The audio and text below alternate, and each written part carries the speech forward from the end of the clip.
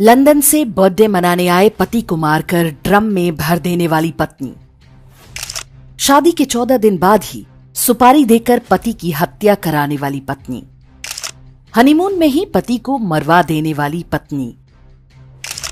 पति की नौकरी पाने के लिए उसका गला घोंट देने वाली पत्नी। कोर्ट की सहायता से पति को आत्महत्या के लिए विवश करने वाली पत्नी। भारतीय समाज में ऐसी घटनाएं अचानक इतनी बढ़ कैसे गईं? ऐसा नहीं है कि ये अपराध पहली बार हो रहे हैं, पहले भी ऐसा होता था, लेकिन अब तक ये अपवाद था। आज ये घर घर की कहानी है। ध्यान से देखें तो पति या प्रेमी की हत्या करने वाली इन महिलाओं के चेहरों पर आपको कोई अपराध बोध या पछतावा नहीं दिखेगा। केवल ये दुख होता है कि वे पकड़ ली गईं, या जैसा उन्होंने सोचा था वैसा नहीं हो पाया। अपराध के इस मनोविज्ञान के पीछे बदलावों का वो क्रम है जो बीते कुछ वर्षों से समाज में बहुत योजना के साथ लागू किए जा रहे थे। सबसे बड़े और महत्वपूर्ण बदलाव न्यायालयों के माध्यम से किए गए।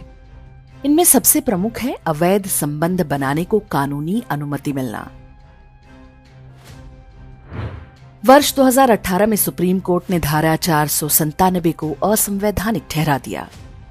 इस धारा के अंतर्गत एक विवाहित स्त्री का पति के अतिरिक्त किसी अन्य पुरुष से शारीरिक संबंध बनाना अर्थात एडल्ट्री गैर कानूनी था। कानून में महिला को नहीं बल्कि उस पुरुष को दंडित किया जाता था जिसने अवैध संबंध बनाए। इटली में रहने वाले भारतीय मूल के एक ईसाई जोसेफ शाइन ने अपने वकील के माध्यम से याचिका डालकर धारा 497 को चुनौती दी। सुप्रीम कोर्ट की संवैधानिक पीठ ने इसके आधार पर धारा 497 को पूरी तरह समाप्त कर दिया। हालांकि एडल्ट्री को तलाक के लिए आधार के रूप में बनाए रखा। सर्वोच्च न्यायालय के इस एक निर्णय के बाद तो मानो फ्लड गेट ही खुल गया। अदालतों ने ऐसे निर्णय सुनाने आरंभ किए जो भारतीय समाज के लिए कल्पना से भी परे थे।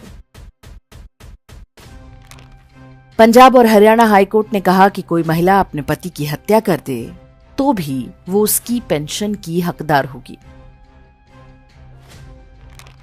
दिल्ली, पटना समेत कई उच्च न्यायालयों ने निर्णय दिया कि यदि कोई महिला कभी कभार अवैध संबंध बनाती है तो उसके आधार पर पति तलाक नहीं मांग सकता, लेकिन उसे पत्नी को गुजारा भत्ता यानी मेंटेनेंस देना पड़ेगा।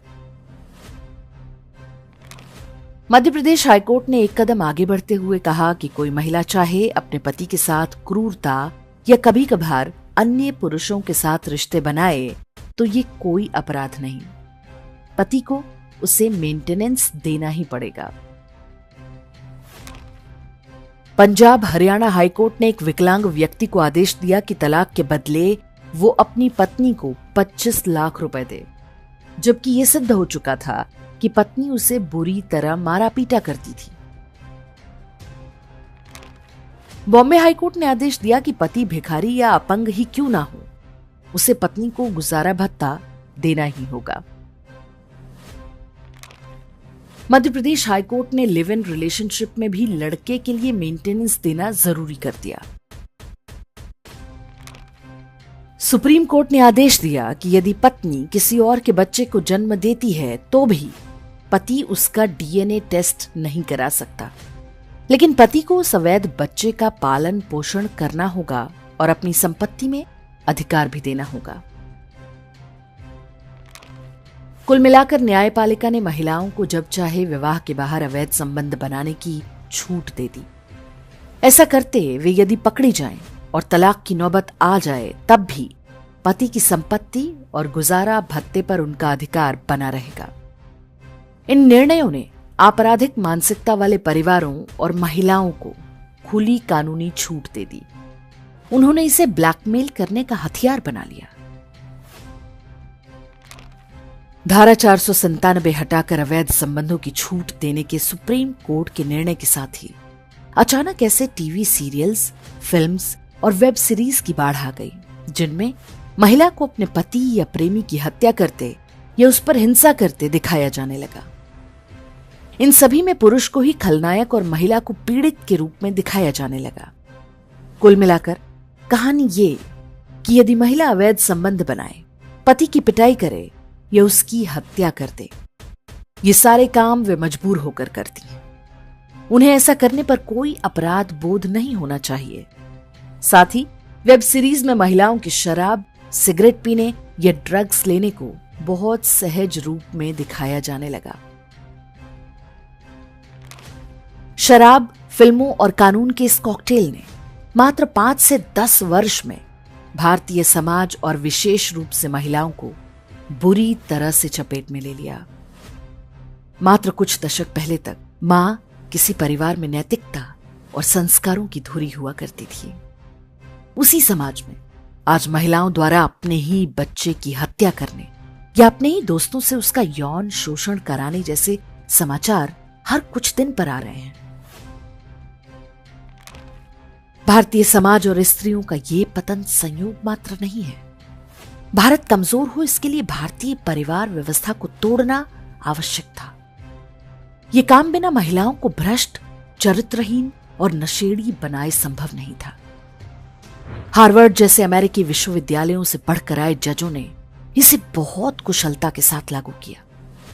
फिल्मों और मीडिया ने इस आग में घी डालने का काम किया।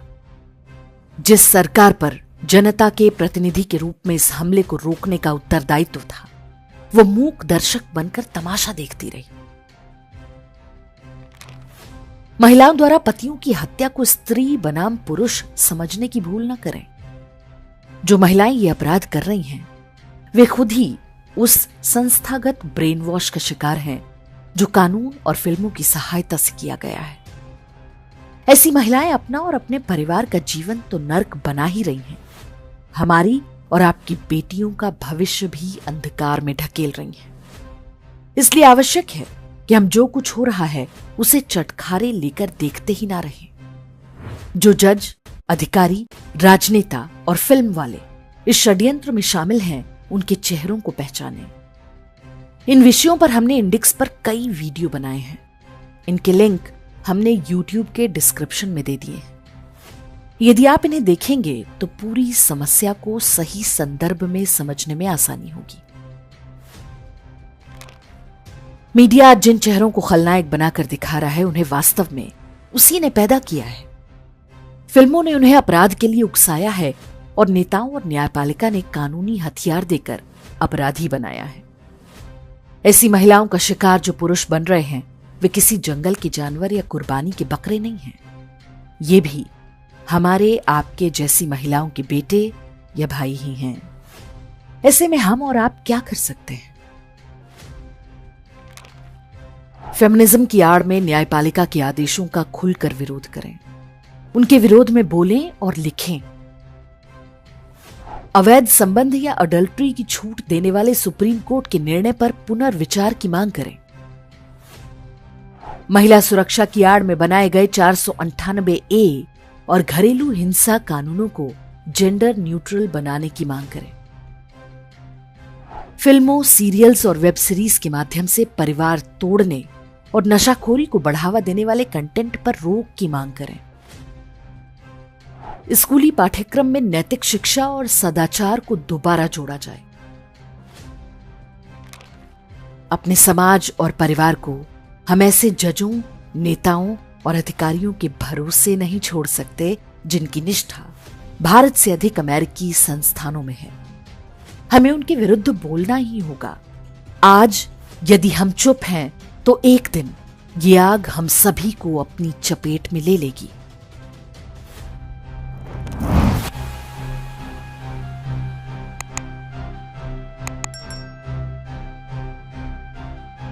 इंडेक्स ऑनलाइन के वीडियो समाज को समर्पित हैं।